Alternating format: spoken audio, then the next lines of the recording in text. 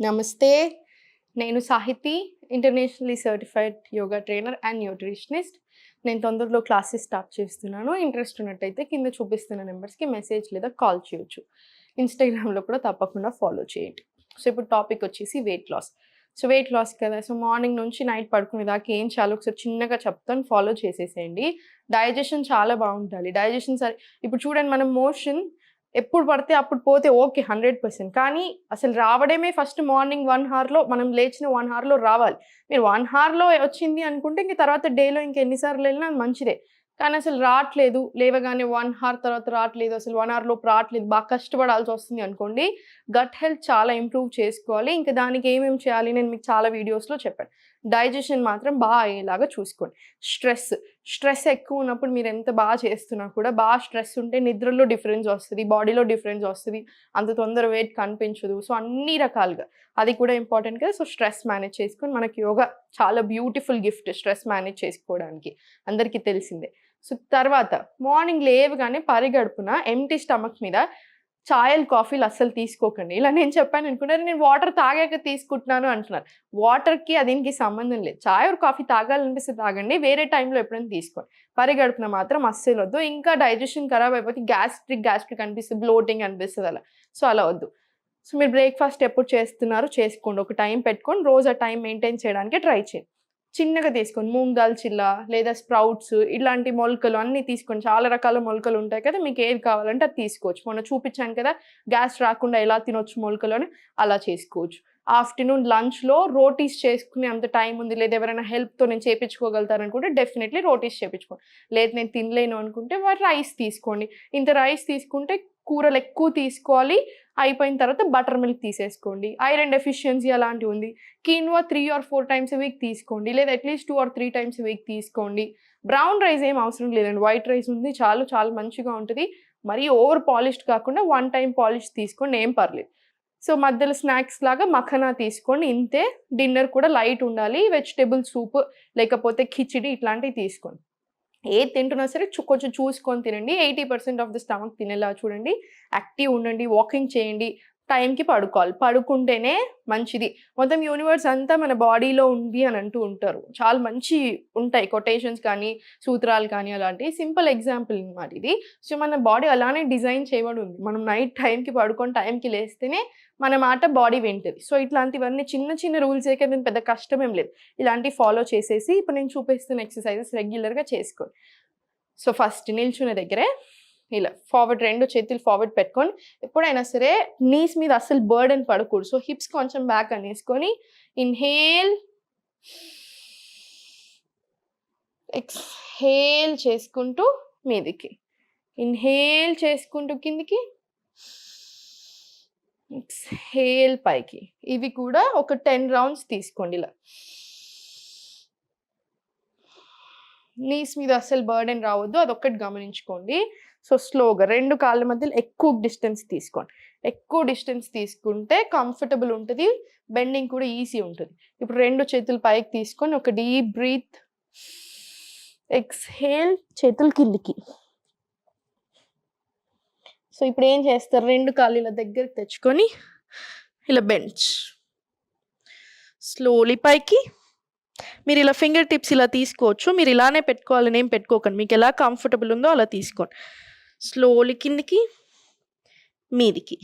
ఇది కూడా స్లోగా తీసుకోండి. ఒక 10 రౌండ్స్ లాగా తీసుకోండి. మీకు అర్థమైంది కదా ఎలా చేయాలో.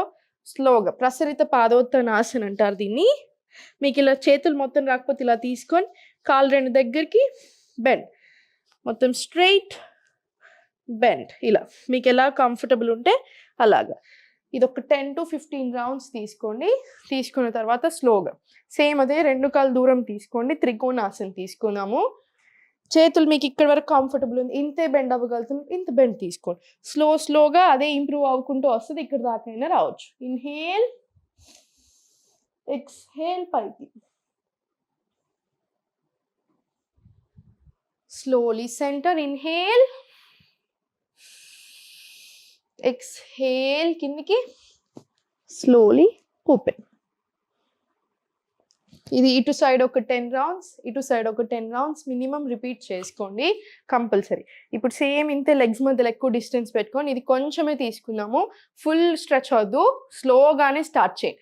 సో ఫస్ట్ మీరు ఇంత తీసుకున్నా చాలు, ఇలా 1 2 ఇంత తీసుకున్నా చాలు.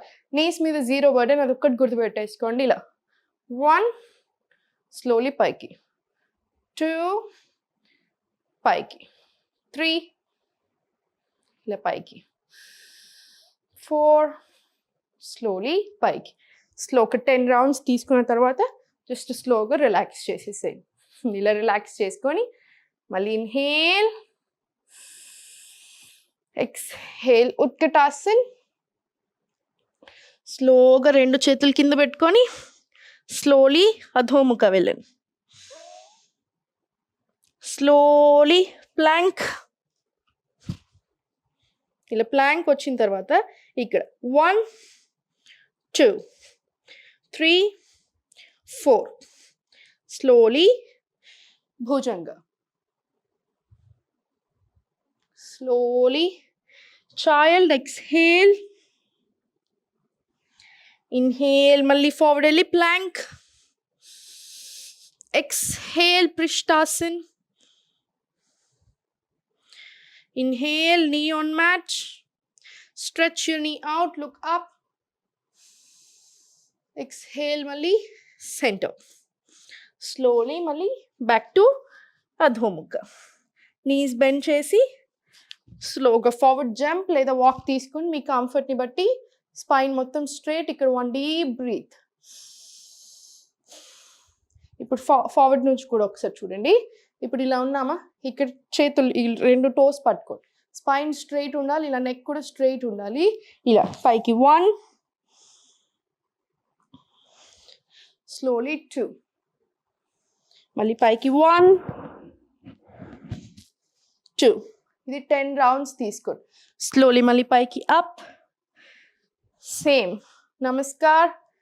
ఇది ఒక లెగ్ మీద అయిపోయింది కదా, ఇది ఒక 10 రౌండ్స్ తీసుకొని పైకి వచ్చేసి ఇప్పుడు సేమ్ అదే ఇప్పుడు మనం చేసింది మళ్ళీ లెఫ్ట్ లెగ్ మీద కూడా రిపీట్ చేసుకోండి. పైకి ఉత్కటాసన్. ఇన్హేల్, ఎక్స్హేల్, మొత్తం బ్యాక్ వచ్చేసి ఇన్హేల్ అధోముఖ, ఎక్స్హేల్ ప్లాంక్. మళ్ళీ సేమ్ 1 2 3 4 మళ్ళీ భుజంగా. ఇన్హేల్, exhale child,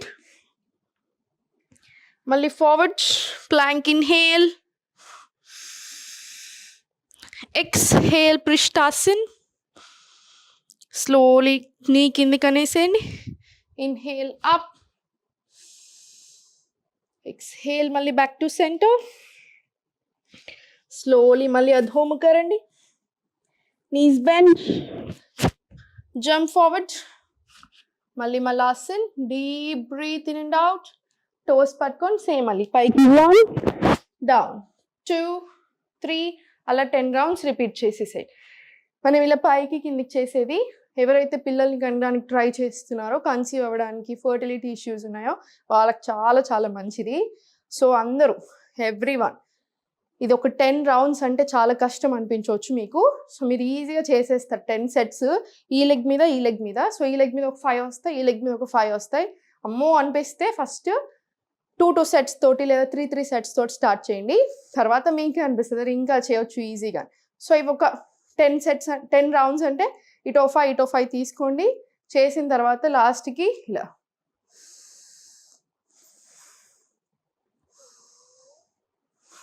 ఒక 5 డీప్ బ్రీత్స్ తీసుకొని కాసేపు మెడిటేషన్ చేసుకొని లేదా మొత్తం శవాసనాలో పడుకొని ఒక 1 minute కంప్లీట్ రిలాక్స్ అయ్యాక సైడ్కి తిరిగి లేచి ఇంకా మీ పని మీరు చేసుకోవచ్చు.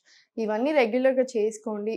ఫుడ్ కంట్రోల్ పెట్టండి, చూడండి, అన్ని రకాలుగా కరెక్ట్గా తినండి, కరెక్ట్గా ఉండండి, ఎప్పుడు హ్యాపీగా ఉండండి, ఎప్పుడు నవ్వుతూ ఉండండి.